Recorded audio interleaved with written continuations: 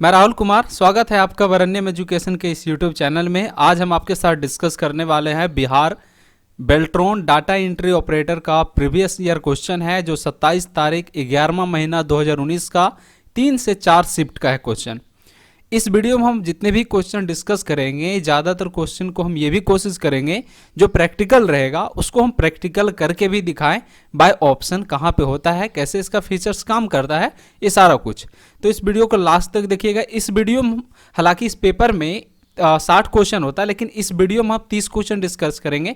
एक पेपर को हम 2 पार्ट में बांट के पढ़ाते हैं, तो इसका 2 पार्ट बनेगा। तो इस पे पहला पार्ट में तो 30 क्वेश्चन रहेगा, उसके बाद फिर दूसरा पार्ट में भी 30 क्वेश्चन रहेगा, यानी कि इसमें 1 से लेकर 30, उसके बाद अगला वीडियो में 31 से लेकर 60, इस तरह से।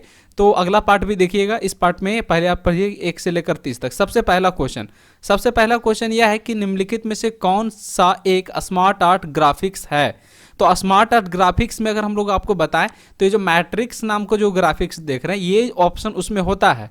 बाकी और जो 3 आप देख रहे हैं वो स्मार्ट आर्ट के अंदर नहीं आता, क्योंकि यहाँ पे साफ बोल रहा है कि स्मार्ट आर्ट के अंदर जो ग्राफिक्स है वो उसके बारे में आप बताइए। तो स्मार्ट आर्ट में जो मैट्रिक्स है ना वो होता है, बाकी नहीं होता। इसे आपको हम प्रैक्टिकली दिखाते हैं। चलिए, इसके लिए पहले आपको क्या करना होगा कि हमें MS वर्ड या एक्सेल कोई भी ओपन कर लेंगे, क्योंकि ये चर्चा नहीं किया है कि MS वर्ड में ही, एक्सेल में, ये पावर पॉइंट में। हालांकि वो तीनों ऑप्शन स्मार्ट आर्ट में होता है, और स्मार्ट आर्ट के अंदर जो फंक्शन है वो सब में कॉमन ही होता है। तो चलिए हम कोई भी ओपन कर लेते हैं। तो जैसा कि देख रहे हैं कि एक्सेल ओपन कर लिया हम। एक्सेल इसलिए ओपन क्योंकि पावर पॉइंट, MS वर्ड और MS एक्सेल, बेल्ट्रॉन में सबसे ज़्यादा क्वेश्चन जो रहता है एक्सेल से रहता है, तो इसलिए हम एक्सेल ओपन किए ताकि वो आप लोग को भी ज़्यादा अच्छा लगे कि हाँ एक्सेल में कहाँ पे होता है। तो एक्सेल में देखिए इंसर्ट पे क्लिक कीजिएगा।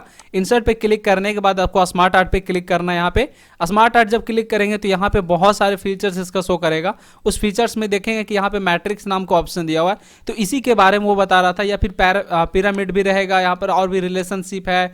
तो इस तरह का जो भी यहाँ पर से ऑप्शन में दिया हुआ था वहाँ पे मैट्रिक्स के बारे में, तो यहाँ पे मैट्रिक्स है इसमें, तो आप देख सकते हैं अपने स्क्रीन पे। तो यानी कि जो उसका आंसर था वो बिल्कुल सही था। उसके बाद फिर क्वेश्चन नंबर 2 है कि 2 नंबर क्वेश्चन यह है कि identify the sequence of a step to align data to the left in cell of MS Excel 2016। यानी कि MS एक्सेल, अगर हम इसका आंसर आपको बताएं तो इसका आंसर तो बिल्कुल ये सही है। और कैसे होता है और कहाँ पे होता है ये फंक्शन, कैसे कैसे इसका स्टेप है, वो हम आपको दिखाते हैं। सबसे पहले तो एक्सेल हम यहाँ पे ओपन कर लिए। एक्सेल ओपन करने के बाद आप देख सकते हैं होम पे क्लिक करते हैं। होम में क्लिक करने के बाद यहाँ पर अलाइनमेंट ग्रुप है।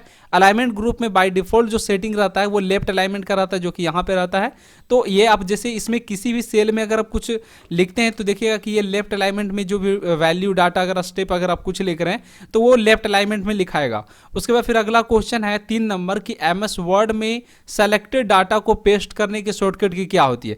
एक बात याद रखिए कि कोई भी चीज़ को पेस्ट करने के लिए उसको पहले कॉपी किया जाता है, और कॉपी करने का शॉर्टकट की क्या होता है ये शायद आप लोग को पता होगा। जिन लोग को नहीं पता उनके लिए है कि Ctrl+C होता है कॉपी करने का शॉर्टकट की, और Ctrl+V होता है पेस्ट करने का। और आपको ये भी बात बता देते हैं कि कोई भी चीज़ को कॉपी करने के लिए उससे पहले जरूरी है कि उस चीज़ को आप पहले सेलेक्ट कीजिए। अगर आप सेलेक्ट नहीं कीजिएगा तो कॉपी नहीं होगा। और कॉपी किया हुआ फाइल या फोल्डर या फिर जो भी चीज़ आप कॉपी करते हैं तो वो क्लिपबोर्ड में चला जाता है। इस चीज़ को भी याद रखिए कि कई बार ये भी क्वेश्चन आता है कि जो कट या कॉपी किया हुआ डाटा कहाँ जाकर स्टोर होता है या फिर कहाँ जाकर सेव होता है। तो क्लिपबोर्ड में जाकर वो सेव होता है, और उस चीज़ को क्लिपबोर्ड में ही पेस्ट का ऑप्शन होता है, जिसके जरिए हम लोग पेस्ट कर सकते हैं। फिर क्वेश्चन नंबर 4 है कि नेटवर्किंग में DSL का पूरा नाम क्या होता है, पूर्ण रूप क्या होता है। तो DSL का पूरा नाम जो होता है डिजिटल सब्सक्राइबर लाइन होता है। DSL का पूरा नाम नेटवर्किंग के तौर पे अगर हम लोग इसका देखा जाए तो इसका आंसर क्या होगा, 1 नंबर होगा।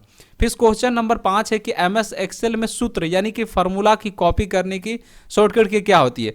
तो कंप्यूटर के अंदर किसी भी चीज़ यानी कि फार्मूला या फिर कोई फोटो या फिर किसी टेक्स्ट को या फिर किसी वीडियो को या फिर कोई भी चीज़ को किसी भी तरह का कॉपी करने की जब बात आएगी तो Ctrl+C होगा, उसका आंसर होगा। और जब कट करने की बात आएगी तो Ctrl+X होगा, और जब पेस्ट करने की बात आएगी तो Ctrl+V होगा। फिर अगला क्वेश्चन बढ़ते हैं। अगला क्वेश्चन देखिए क्या है। अगला क्वेश्चन है 6 नंबर कि फॉर शेयरिंग अ फाइल, आप अपने फाइल को शेयर करने के लिए यहाँ पर बताया गया है कि for sharing a file in window XP। जैसे हम लोग अभी तक जितने भी जिन लोगों के पास लैपटॉप होगा तो वो लोग शायद विंडो 10 या फिर विंडो 8 इस्तेमाल करते होंगे, या फिर मिनिमम जाते होंगे तो विंडो 7 के पास होगा। विंडो एक्सपी बहुत कम लोग के पास अभी होगा, शायद होगा भी नहीं बहुत लोग के पास, जितने लोग वीडियो देख रहे हैं तो उन लोगों के पास विंडो एक्सपी नहीं होगा, लेकिन वो कोई ना कोई आदमी जरूर होंगे जो यूज़ किए होंगे। विंडो एक्सपी एक्चुअल में अब बंद हो चुका है उसका कंपनी, लेकिन मतलब उसका अपडेटेड बंद कर दिया गया 2014 में, लेकिन आप अभी भी उसे इंस्टॉल कर सकते हैं और उस पर काम भी कर सकते हैं। थोड़ा सा बहुत जो नए नए सॉफ्टवेयर वो सब रन नहीं करेगा, ये सब चीज़ फंक्शन है। और इस क्वेश्चन को समझिए पहले कि for sharing a file in window XP that solve be the correct sequence of step. यहाँ पर से यह है कि विंडो एक्सपी में या फिर किसी भी कंप्यूटर में इस चीज ये फंक्शन रन करेगा, ऐसा नहीं कि सिर्फ विंडो एक्सपी में करेगा बल्कि किसी में भी करेगा। तो इसमें यह है कि राइट क्लिक कीजिए, आप किस पे क्लिक कीजिएगा, तो जिस फाइल को शेयर करना चाहते हैं दूसरे के पास उस फाइल पे राइट क्लिक कीजिए। राइट क्लिक करने के बाद शेयरिंग एंड नेटवर्किंग ऑप्शन रहेगा, उससे आप क्या कर सकते हैं, किसी फाइल इस फाइल को किसी दूसरे के पास आप शेयर कर सकते हैं, यानी कि सेंड कर सकते हैं दूसरे लोगों के पास। फिर क्वेश्चन नंबर 7 है कि एमएस वर्ड में नई फाइल खोलने की शॉर्टकट की क्या होती है। तो जब अगर आप एमएस वर्ड, एक्सेल या पावर पॉइंट इस्तेमाल कर रहे हैं तो कंट्रोल प्लस एन से क्या होता है, नया फाइल ओपन होता है। यानी कि अगर एमएस वर्ड का एक फाइल है तो कंट्रोल एन दबाएंगे तो एक फाइल क्या होगा, और ओपन हो जाएगा। एक्सेल का फाइल है तो कंट्रोल प्लस एन दबाएंगे तो एक्सेल का फाइल एक और ओपन हो जाएगा। अगर पावर पॉइंट में है और कंट्रोल प्लस एन प्रेस कर दिए तो एक फाइल और ओपन हो जाएगा। तो कंट्रोल प्लस एन से क्या होता है, न्यू फाइल होता है, और कंट्रोल प्लस एस जो देख रहे हैं आप ऑप्शन में उससे सेव होता है, कंट्रोल प्लस ओ से ओपन होता है। ओपन का क्या मतलब होता है, ओपन का मतलब ये हुआ कि जैसे कि अगर हम कोई फाइल है जैसे एक्सेल में है और हमें एक्सेल का फाइल ओपन करना है तो उसी एक्सेल में क्या होगा कि कंट्रोल प्लस ओ प्रेस करेंगे तो जो फाइल पहले से सेव किया हुआ रहेगा वो वहां पर से ओपन करने का फंक्शन आ जाएगा। कंट्रोल प्लस एम से हर जगह पे अलग अलग होता है, जैसे कि आपको पावर पॉइंट पे बता देते हैं क्या होता है। पावर पॉइंट में अगर आप कंट्रोल के साथ एम प्रेस करेंगे तो न्यू स्लाइड क्रिएट होगा, ठीक है। जैसे पावर पॉइंट में स्लाइड होता है तो एक स्लाइड क्रिएट होगा, और वही चीज क्या करिएगा कि अगर एमएस वर्ड में इस्तेमाल कीजिएगा तो वो इंडेंट का काम करता है।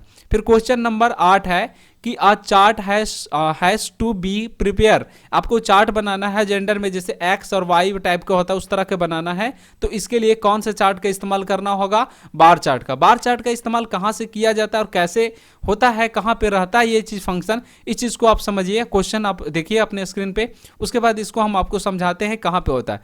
पहले तो हमें एक्सेल ओपन कर लेते हैं। एक्सेल ओपन करने के बाद हमें जाना होगा इंसर्ट में। इंसर्ट में आप देख सकते हैं यहाँ पर से बार चार्ट का यहाँ पर से ऑप्शन दिया हुआ है, तो इनमें से आप जो भी तरह का फंक्शन को आप सेलेक्ट करना चाहते हैं आप उस पर क्लिक कर दीजिएगा। तो अभी तो हम कोई वैल्यू नहीं दिए हैं तो इस तरह के आ गया।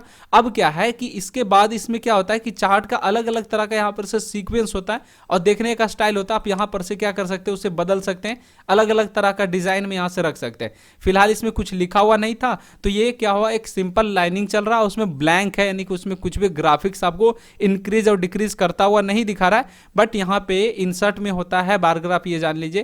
क्वेश्चन भी आप यहाँ पर से पढ़ सकते हैं। उसके बाद फिर क्वेश्चन नंबर 9 है। 9 नंबर क्वेश्चन यह है कि what is the shortcut key of adding a new worksheet in MS Excel. आपको एमएस एक्सेल में एक नया सीट इंसर्ट करने का, नया वर्कशीट इंसर्ट करने का शॉर्टकट की क्या होता है, इसके बारे में यहाँ पे जिक्र करना है।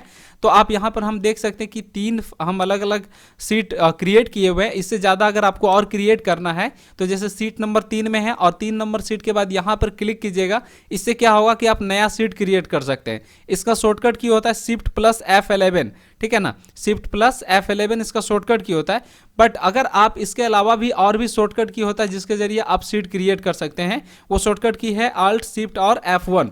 Alt Shift F1 प्रेस कीजिएगा तो उससे भी क्या होगा कि जो आप नया सीट क्रिएट कर सकते हैं। अगर जैसे 4 नंबर सीट में है तो 5 नंबर सीट ला सकते हैं। जैसे कि शॉर्टकट की आप यहाँ पर स्क्रीन पे देख रहे हैं कि शिफ्ट प्लस F11 जो होता है एक नया वर्कशीट इंसर्ट करने का होता है। वही शॉर्टकट की जो होता है एक और शॉर्टकट की होता है Alt plus shift plus F1 जो होता है, F1 की होता है, F1 से लेकर F12 तक होता है जब फंक्शन की, वो प्रेस करेंगे तो क्या होगा, एक नया सीट आप इंसर्ट कर सकते हैं। फिर क्वेश्चन नंबर 10 है कि using which menu in MS Excel 2016 the formula bar can be made to invisible. तो ये फार्मूला बार कहाँ से हम लोग हाइड कर सकते हैं या फिर शो कर सकते हैं, तो ये होगा व्यू ऑप्शन से। व्यू ऑप्शन कहाँ होता है, तो एमएस एक्सेल अगर आप जानते हैं और चलाते होंगे तो आपको बता देते हैं, सबसे पहला मेन्यू जो होता है होम होता है, और सबसे लास्ट मेन्यू जो होता है वो होता है यहाँ पर से व्यू होता है, सॉरी सबसे पहला मेन्यू फाइल होता है यहाँ पर से, उसके बाद होम होता है। काम करने के तौर पे यहाँ पर से होम आता है, लेकिन ऐसे मेन्यू के सबसे पहली बात आता है यहाँ पे फाइल, और सबसे लास्ट मेन्यू जो रहता है वो यहाँ पे व्यू रहता है। तो जब व्यू पे आप क्लिक करेंगे तो आप देख सकते हैं यहाँ पर से शो का ऑप्शन दिया हुआ है, तो यहाँ पे सबसे पहला में ऑप्शन में दिया हुआ फार्मूला बार। जब फार्मूला बार पे क्लिक करेंगे, फार्मूला बार होता कहाँ है, तो ये जो फंक्शन पूरा आप देख रहे हैं लाइनिंग, इसे फार्मूला बार कहा जाता है। और हम जब इस पे क्लिक करेंगे तो वो क्या हो गया, इनविजिबल हो गया, यानी कि हाइड हो गया, और फिर से क्लिक करेंगे तो वो आ जाएगा, यानी कि हाइड और अनहाइड करने का ऑप्शन यहाँ पे होता है फार्मूला बार में। उसके बाद फिर अगला क्वेश्चन है 11 नंबर की मेल मर्ज को खत्म करने के लिए अंतिम चरण क्या होगा। अंतिम चरण यह होता है कि समाप्त और मर्ज, यानी कि फिनिश मेल मर्ज। ये कहाँ होता है, ये एमएस वर्ड का क्वेश्चन, इस चीज को भी आप प्रैक्टिकली देखिए। तो जैसा देख सकते हैं एमएस वर्ड ओपन है और हमें मेलिंग पे जाना होगा। मेलिंग के यहाँ पर से लास्ट वाला फंक्शन में देखिएगा फिनिश एंड मर्ज का ऑप्शन है, तो इसी को कहते हैं समाप्त एंड मर्ज का ऑप्शन रहता है। ये भी हाईलाइट इसलिए नहीं है क्योंकि हम कोई मेल मर्ज का इसमें डाटा एंट्री नहीं किए हैं। अगर एंट्री किए हुए होते तो ये क्या होता, हाईलाइट हो जाता, अदरवाइज ये हाईलाइट नहीं रहेगा। अगर आप इसमें एंट्री नहीं करते हैं, अब एंट्री करना है तो इसके लिए मेलिंग पे क्लिक कीजिए। मेलिंग पे क्लिक करने के बाद यहाँ पे देख सकते हैं कि स्टार्ट मेल मर्ज का ऑप्शन है, इस पे क्लिक करना होगा। इसमें कई प्रकार के ऑप्शन होते हैं, जैसे लेटर, इन्वेलप, लेबल्स, डायरेक्टरी, तो इस तरह का ऑप्शन पे आप क्लिक कर सकते हैं। अगर आपको सिंपल में आपके अपने अनुसार से बनाना है तो नीचे में step by step mail merge wizard पे क्लिक कीजिए और इसके स्टेप को फॉलो कीजिए। और इसके लिए आपको सारा चीज को आना जरूरी है, इसके लिए डाटा होना चाहिए, तब आप जाकर क्या कर सकते हैं, मेल मर्ज आप बना सकते हैं बहुत ही आसानी से। तो इसका जो लास्ट स्टेप होता है, अंतिम चरण होता है, वो क्या होता है, समाप्त और मर्ज। फिर क्वेश्चन नंबर 12 है कि in IPv4 how many classes are there. यहां पर से इसके अगर हम क्लास बांटें तो क्लास 5 होगा इसका आंसर। फिर क्वेश्चन नंबर है 13, तो 13 नंबर क्वेश्चन है विल डूइंग मेल मर्ज। ये भी क्वेश्चन किस चीज से है, मेल मर्ज से। और मेल मर्ज कहां होता है, तो एमएस वर्ड में। Mail merge there are number of document types in MS Word in envelopes there are 2 address. यहाँ पे इसमें से 2 एड्रेस होता है, तो कौन कौन एड्रेस होता है, तो एक तो बता देते हैं, एक डिलीवरी एड्रेस होता है, दूसरा रिटर्न एड्रेस होता है, यानी कि आप किसी भी मेल को आप भेज सकते हैं या फिर वहां पर से आप वापस ला सकते हैं। तो इसका 2 एड्रेस होता है। मेल मर्ज का कौन कौन होता है, तो एक डिलीवरी एड्रेस और दूसरा रिटर्न एड्रेस होता है। फिर क्वेश्चन नंबर है 14 कि कंपाइलर के बारे में निम्नलिखित में से कौन से विकल्प गलत है। तो कंपाइलर के बारे में जो गलत यहाँ पर से विकल्प है वो आपको 3 नंबर में पढ़ने को मिल रहा होगा कि इसमें बिल्डिंग आसान क्योंकि इसमें प्रोग्राम का अनुवाद तब तक चलता रहता है जब तक त्रुटि नहीं पाई जाती। त्रुटि यानी कि एरर नहीं पाई जाती, तब तक चलता रहता है। ये क्या है, इसका विकल्प क्या है, गलत है, इसका कथन गलत है। उसके बाद फिर क्वेश्चन नंबर 15 हम लोग पढ़ते हैं। क्वेश्चन नंबर 15 यह है कि in slider sorter view, slide sorter view कहां पे होता है, तो एमएस पावर पॉइंट के अंदर जो व्यू ऑप्शन होता है उसमें स्लाइड शॉर्टर व्यू रहता है, या फिर स्टेटस बार नीचे जो होता है उसमें होता है, ठीक है। तो in slide sorter view which of the following task can not be perform with a selected slide, यानी कि आप अपने स्लाइड शॉर्टर व्यू को, अगर आप स्लाइड शॉर्टर व्यू अप्लाई किए हुए हैं तो इन चारों में से कौन से काम आप नहीं कर सकते हैं, तो यह है कि आप अपने स्लाइड में कोई भी तरह का टेबल इंसर्ट नहीं कर सकते हैं। आप कैसे नहीं करेंगे और बाकी ये 3 ऑप्शन कैसे करेंगे, इसके बारे में हम लोग प्रैक्टिकली देखना होगा, क्योंकि ये जो क्वेश्चन है पावर पॉइंट से क्वेश्चन है।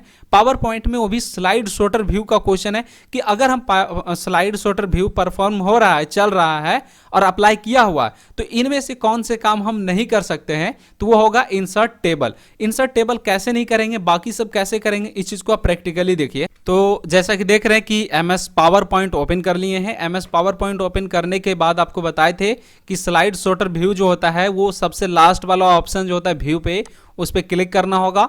और क्लिक करने के बाद यहाँ पे देख सकते हैं स्लाइड शॉर्टर यहाँ पे लिखा हुआ है, स्लाइड सॉर्टर होता क्या है, ये इस चीज को भी आपको हम बता देते हैं। स्लाइड सॉर्टर होता है जो डॉक्यूमेंट को प्रेजेंटेशन को देखने के एक व्यू है, एक तरीका है। जैसे नॉर्मल व्यू में सब नॉर्मल में स्टाइल में दिखाता है, तो स्लाइड सॉर्टर व्यू में सारे स्लाइड को, अगर एक से अधिक स्लाइड है या फिर जितना भी स्लाइड है, तो उसके एक छोटे छोटे आइकन्स टाइप के बनाकर आपको एक ही स्क्रीन पे वो सारा स्लाइड को दिखाने लगता है, उसे बोला जाता है स्लाइड सॉर्टर व्यू। तो स्लाइड सॉर्टर व्यू से आप छोटे छोटे आइकन्स में आप अपने प्रेजेंटेशन को देख सकते हैं। साथ में अगर आप, जैसे इसमें बोला गया है कि आप टेबल नहीं इंसर्ट कर सकते, तो कैसे नहीं इंसर्ट करेंगे, तो उस चीज को देखिए। पहले टेबल होता कहाँ है, तो टेबल होता है इंसर्ट ऑप्शन में। इंसर्ट ऑप्शन पे जैसे ही क्लिक करते हैं तो आप देख रहे होंगे कि यहाँ पर से बहुत सारे, जो एक को छोड़कर, सिर्फ फोटो एल्बम को छोड़कर बाकी जितने भी यहाँ पर से है, हेडर फुटर भी इसमें ऐड है, बाकी सारी चीज क्या किया गया, हाइड कर दिया गया। तो यानी कि यहाँ पर टेबल तो इंसर्ट कर ही नहीं सकते। तो बाकी जब जो था कि जैसे एक स्लाइड इंसर्ट करना था, तो हम लोग स्लाइड को यहाँ से इंसर्ट कर सकते हैं, क्योंकि होम पे क्लिक करना होगा। होम पे क्लिक करने के बाद आप देख सकते हैं यहाँ पे स्लाइड को इंसर्ट करने का यहाँ पर से तरीका लिखा हुआ है, तो आप जिस पे भी क्लिक कीजिएगा तो वो इंसर्ट हो जाएगा। इसके अलावा आप कोई भी तरह का सेक्शन है यहाँ पे से मतलब ऐड कर सकते हैं। 2 भाग में बांटना है, जैसे यहाँ तक चाहते एक, उसके बाद अलग सेक्शन हो, तो इस तरह से सेक्शन भी कर सकते हैं। आप इसका लेआउट को भी अलग अलग तरीके से बदल सकते हैं। तो बाकी सारे जितने काम था तो वो हम लोग कर ही सकते हैं। बट हाँ, यहाँ पर से एक चीज और है कि बैकग्राउंड चेंज करने के बारे में। तो बैकग्राउंड जैसे आप जैसे ये स्लाइड का बैकग्राउंड चेंज करना है, तो यहाँ पे टाइपिंग वाला पे क्लिक कर लिए। उसके बाद फिर हमें जाना होगा डिजाइनिंग पे। आप इनमें से जो भी तरह का बैकग्राउंड रखना चाहते हैं, आप उस पर राइट क्लिक करके अप्लाई टू सेलेक्टेड स्लाइड कर दीजिए। उससे क्या होगा, सिर्फ उसी स्लाइड में वो बैकग्राउंड अप्लाई होगा। तो आप स्क्रीन पे देख रहे होंगे उस तरह से वो क्या हुआ, अप्लाई हो गया।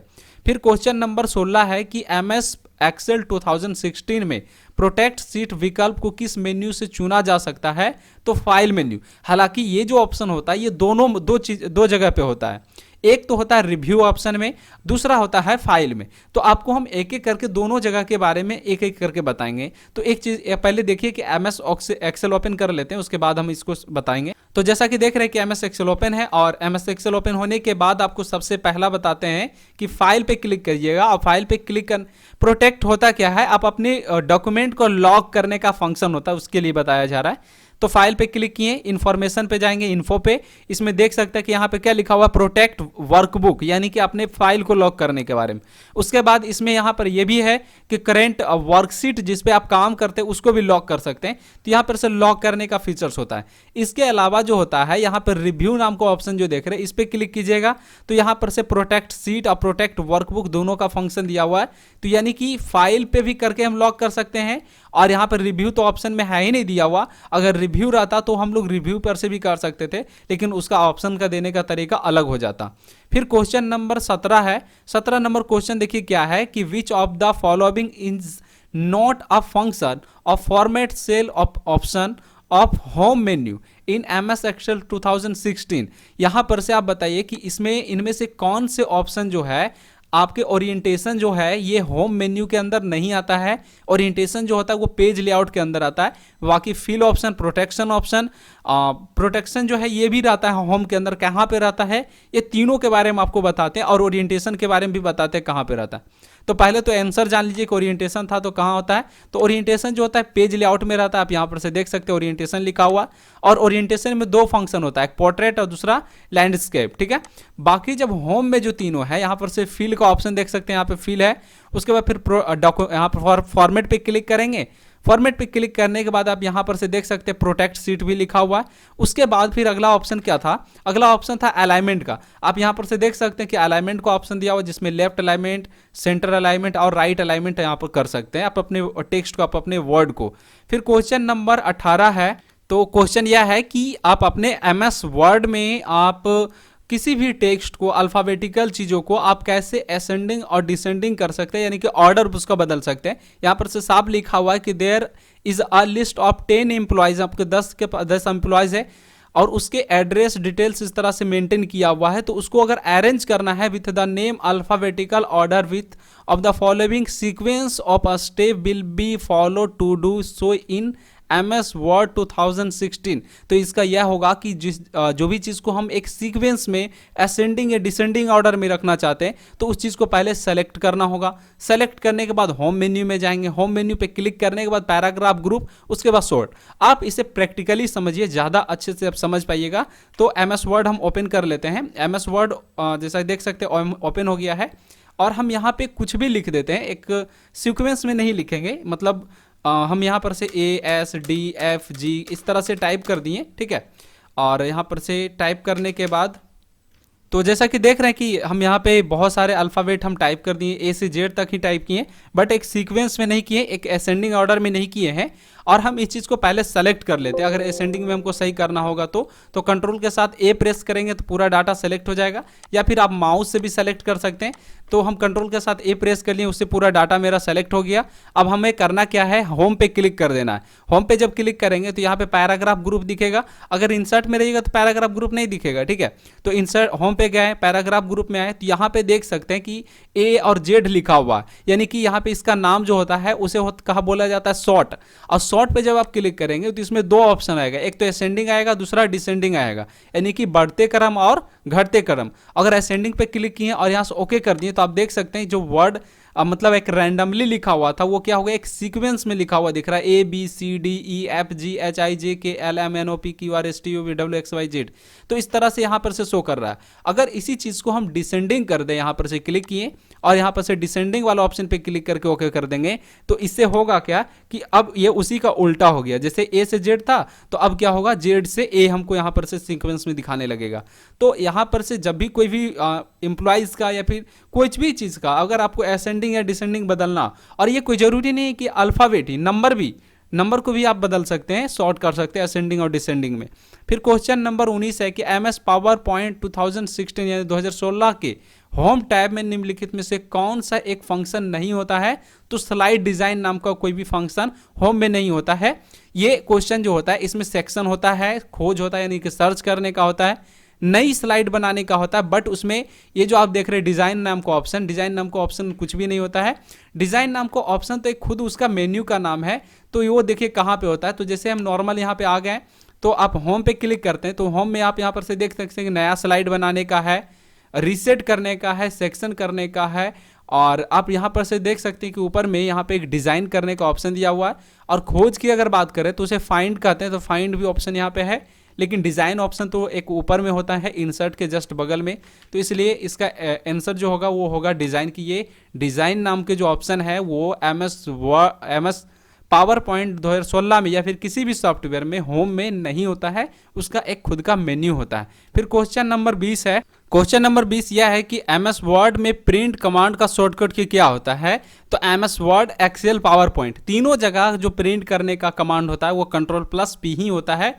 और जब आप Ctrl+P प्रेस कीजिएगा तो कितने सारे फंक्शन ओपन होगा वो भी आप देख लीजिए। तो आप यहाँ पर हम Ctrl+P प्रेस करते हैं, MS वर्ड में है, और Ctrl+P जब हम प्रेस करेंगे तो एक फंक्शन ओपन होगा जिसे हम लोग प्रिंट का डायलॉग बॉक्स बोलेंगे। और उसमें क्या होगा कि बहुत सारे चीज़ें होती हैं, जैसे यहाँ पर कितने कॉपीज़ प्रिंट करना चाहते हैं, प्रिंटर का नाम क्या है, आप पूरे पेज प्रिंट करना चाहते हैं या फिर करेंट पेज, या फिर अपना एक पेज का सीक्वेंस टाइप कर सकते हैं, पेजेस का नाम, उसके बाद फिर ओरिएंटेशन, इस तरह से बहुत सारे, पेज का साइज़ क्या है, A4 है, ओरिएंटेशन क्या, पोर्ट्रेट या लैंडस्केप, तो इस तरह से बहुत सारे फीचर्स उसमें होता है।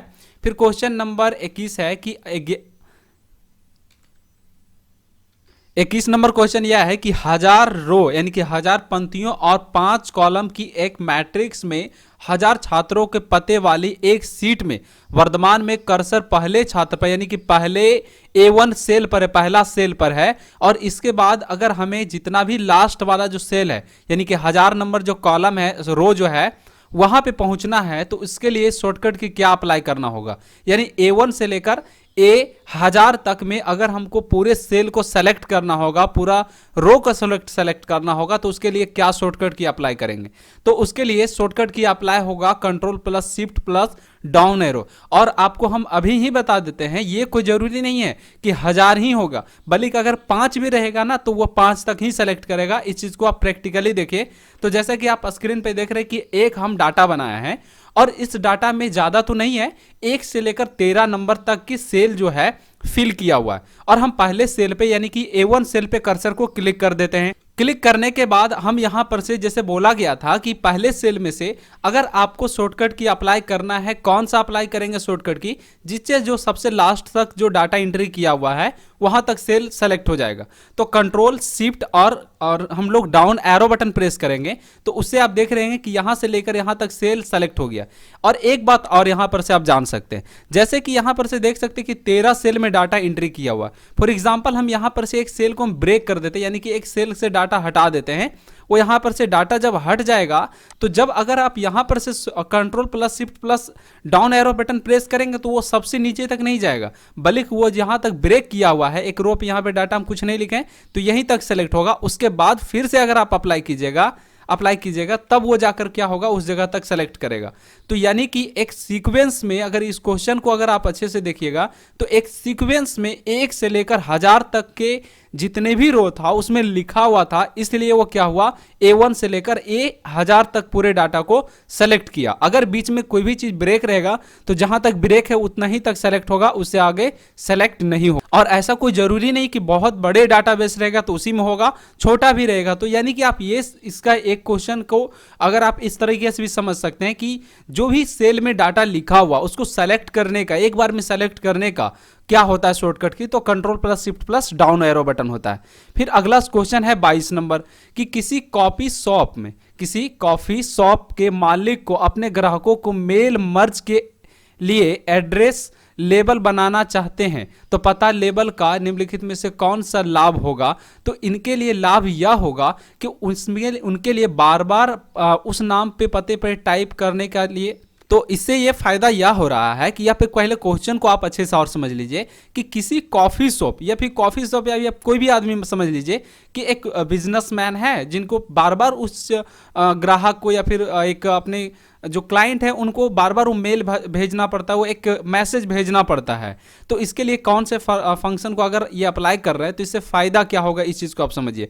तो यहाँ पे क्वेश्चन बोला गया है कि किसी कॉफ़ी शॉप का मालिक ने अपने ग्राहकों को मेल मर्ज के लिए एड्रेस लेबल बनाना चाहते हैं और बनाने के बाद उनको इनमें से कौन सा लाभ होगा, इससे क्या लाभ होगा। तो लाभ यह होगा कि इन्हें बार बार इस एड्रेस को या फिर जो उन्हें क्लाइंट है, जो ग्राहक है, उसका नाम या फिर उसका पता टाइप करने की जरूरत नहीं पड़ेगी। वो एक बार टाइप कर दिए और बाकी फिर से क्या कर सकते हैं, उसी चीज को आप भेज सकते हैं, जिसे डाटा सोर्स के नाम से भी जाना जाता है, जहां पर फाइल आपका सेव होगा। तो इससे दो चीज होगा, एक तो समय बचेगा कि आपको बार बार नाम अपने ग्राहक को टाइप नहीं करना पड़ रहा है, एड्रेस आपको बार बार फिल नहीं करना पड़ रहा है। दूसरा, जो आदमी टाइप करेगा वो आपसे पैसा लेगा ही, तो पैसा भी बचेगा। तो इसीलिए इसका आंसर क्या होगा, ए होगा। उसके बाद फिर क्वेश्चन नंबर है 23 की physical address of a computer is also known as MAC address. MAC address क्या होता है, तो माइक जहाँ पे हम लोग माइक लगाते हैं ना, computer name, IP address. IP address क्या है, ये फिजिकल नहीं है, बस एक स्क्रीन पे एक नंबर, एक डिजिट शो करता है। लेकिन जो माइक होता है ना, जहाँ पर आप माइक को इन करते हैं अपने कंप्यूटर में, जहाँ पर आप मोबाइल में भी चार्जर को इन करते हैं, माइक को इन करते हैं, ईयरफोन इन करते हैं, तो वो जो एड्रेस होता है वो क्या है, एक फिजिकल कंपोनेंट है, वहाँ पर आप छू सकते हैं उस चीज़ को। लेकिन आप डोमेन नेम क्या होता है, जैसे वरनेम education.com, तो जो .com हुआ तो वो क्या हुआ, डोमेन नेम हो गया, वरनेम एजुकेशन डोमेन नेम हो गया। कंप्यूटर का नाम, जैसे कंप्यूटर का नाम है सुपर कंप्यूटर, तो सुपर कंप्यूटर कोई फिजिकल चीज नहीं है, बस एक क्या है, एक नाम है जो स्क्रीन पे शो करता है। दूसरा आईपी एड्रेस, आईपी एड्रेस यानी कि इंटरनेट प्रोटोकॉल एड्रेस, जो कि एक नंबर फॉर्मेट में होता है, वो भी स्क्रीन पे होता है। तो ये क्या है, फिजिकल कंपोनेंट नहीं है कंप्यूटर का, उसे आप जस्ट लाइक आप स्क्रीन पे सिर्फ देख सकते हैं। बट ये जो माइक एड्रेस होता है, जहां पर हम लोग ईयरफोन या माइक आप कनेक्ट करते हैं, तो वो क्या है, फिजिकल एड्रेस है कंप्यूटर का। फिर क्वेश्चन नंबर 24 है। 24 नंबर क्वेश्चन यह है कि कोई कंपनी ग्राहकों को 6 अलग अलग मद प्रदान करती है। विक्री प्रबंधक अपने पर्यवेक्षक से प्रत्येक मद के लिए प्रस्तुति के दौरान एक स्लाइड तैयार करता है, यानी कि जब उसके पास आता है तो एक स्लाइड तैयार करता है, और स्लाइड तैयार करने के बाद पर्यवेक्षक जो है सभी स्लाइड्स को एक विंडो में रखना चाहता है, यानी कि जो वहाँ पे मैनेजमेंट कर रहा है, जो यूज़र है वहाँ पर से जो यूज़र को हैंडल कर रहा है, वो एक विंडो के अंदर सारे स्लाइड को रखना चाह रहे हैं, ताकि वह तुलना कर सके कि विक्रय प्रबंधक निम्नलिखित में से कौन से फंक्शनों में से कौन सा फंक्शन उपयोग करेगा। तो इसके लिए हम लोग स्लाइड सॉर्टर व्यू का इस्तेमाल करते हैं, जो कि पावर पॉइंट में होता है। ये देखिए कैसे काम करेगा। तो आप जैसा कि देख सकते हैं कि ये समझ लीजिए कि अलग अलग लोगों के लिए, ग्राहकों के लिए अलग अलग तरह का स्लाइड क्रिएट किया गया। अब क्या है कि इसी स्लाइड को हम एक ही स्क्रीन पे सारे स्लाइड को देखना चाहेंगे, तो इसके लिए हमें व्यू पे क्लिक करना होगा। जब व्यू पे क्लिक करेंगे तो यहाँ पर से देख सकते हैं स्लाइड सॉर्टर ऑप्शन है, तो इस पर क्लिक करेंगे तो एक ही ऑप्शन में यहाँ पर से सारा चीज एक ही विंडो पे सारा स्लाइड को यहाँ पर शो किया जा रहा है। इसलिए जो इसका आंसर होगा वो होगा स्लाइड सॉर्टर होगा। उसके बाद फिर क्वेश्चन नंबर 25 है कि विंडो एक्सपी में नया उपयोगकर्ता यानी कि नया यूजर जब जोड़ने के लगते हैं तो इस किस ऑप्शन का उपयोग किया जाता है। तो कंट्रोल पैनल का। कंट्रोल पैनल एक कंप्यूटर के अंदर एक ऐसा फंक्शन होता है जिसके अंदर कंप्यूटर का हर एक सेटिंग का ऑप्शन उसमें दिया हुआ होता है। कंप्यूटर का सेटिंग कहने के तौर पे ये हो गया कि आप सॉफ्टवेयर को इंस्टॉल अनइंस्टॉल कर सकते हैं। कोई भी हार्डवेयर अगर उसमें इन कर रहा है तो आपको वहां पर से मैसेज देगा। आप चाहेंगे तो वो हार्डवेयर को इन करने से बचा सकते हैं, यानी कि आप वहां से हटा सकते हैं। साथ ही और कई सारे जो है उसमें फंक्शन रहते हैं, जैसे पासवर्ड लगाना और भी बहुत सारे कंप्यूटर का सेटिंग बदलना। उसके बाद जो आप एक नंबर में जो रिसाइकल बिन देख रहे हैं, आपको पता होगा कि रिसाइकल बिन क्या होता है। रिसाइकल बिन होता है कि डिलीटेड किए गए फाइल और फोल्डर को स्टोर करता है। उसके बाद फिर टास्क मैनेजर क्या होता है। इस तरह से बहुत सारे उसमें फीचर्स उसमें अवेलेबल होते हैं। विंडो एक्सपी के अंदर, विंडो 7 के अंदर, विंडो 10 और विंडो 8 के अंदर सारे ऑप्शन में होता है कंट्रोल पैनल। ऐसा नहीं है कि विंडो एक्सपी में ही था, विंडो 10 में नहीं है, सब में है। फिर क्वेश्चन नंबर 26 है कि which of the following is not a standard style of margin in MS Word में।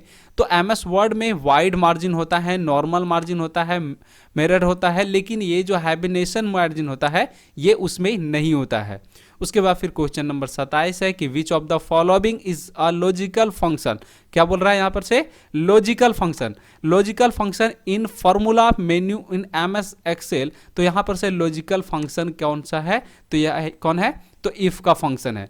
फिर क्वेश्चन नंबर है 28 कि एमएस वर्ड डॉक्यूमेंट में अन्य डू अंडू जो होता है ना, अंडू रिडू, जैसे कंट्रोल प्लस जेड से अंडू, कंट्रोल प्लस वाई से रिडू, यहाँ पर वही लिखा हुआ है कि अंडू फंक्शन का उपयोग करने के लिए कौन से शॉर्टकट की अप्लाई किया जाता है। तो कंट्रोल प्लस जेड किया जाता है। बहुत इजी क्वेश्चन है। उसके बाद फिर क्वेश्चन नंबर 29 है कि कंप्यूटर माउस का आविष्कार किसने किया था। तो कंप्यूटर माउस का आविष्कार डंगल एनजे बाट ने माउस का आविष्कार किया था। उसके बाद फिर अगला क्वेश्चन है 30 नंबर की in which of the following option renaming in existing file may also be done. तो क्या होगा, आप किसी फाइल को, जैसे आप फाइल को सेव किए हुए हैं और उस फाइल को चाहते हैं कि एक नया नाम से यानी कि रीनेम करके कहीं अलग जगह पे सेव करें, तो कैसे करेंगे? तो सेव एज ऑप्शन से। इसे आप प्रैक्टिकली देख सकते हैं। तो एमएस एक्सेल का ये फाइल है जो कि हम पहले से यहाँ पर से फरवरी 2020 के नाम से हम सेव कर रखे हैं और इसे हम चाहते हैं कि ये फाइल वैसा ही रहे, सिर्फ इसका डाटा भी सारा चीज़ वैसे रहेगा, लेकिन हम इसका नाम बदल कर सेव करना चाहते हैं। तो इसके लिए फाइल ऊपर पे क्लिक करना होगा, सेव एज ऑप्शन पे जाएंगे। सेव ऑप्शन पे जाने के बाद जैसे हम यहाँ पर से ये भी जो सेलेक्ट है वो डाउनलोड में सेलेक्ट है, लेकिन हम चाहते हैं कि डेस्कटॉप पे हो जाए, तो इसके लिए डेस्कटॉप पे क्लिक कर दिए। अब हम चाहेंगे तो अगर हम डाउनलोड में भी सेव कर सकते हैं दूसरे नाम बदल कर से, सिर्फ यहाँ पर से क्या होगा कि फाइल नेम में नाम बदलना होगा, लेकिन हम एड्रेस भी बदल देते हैं। तो यहाँ पर से नाम भी आप बदल सकते हैं, जैसे हम यहाँ पर से लिख देते हैं ABCD कुछ भी, और उसके बाद फिर यहाँ पर से सेव बटन पे क्लिक कर देंगे तो ये फाइल क्या होगा, वहाँ पर सेव हो जाएगा।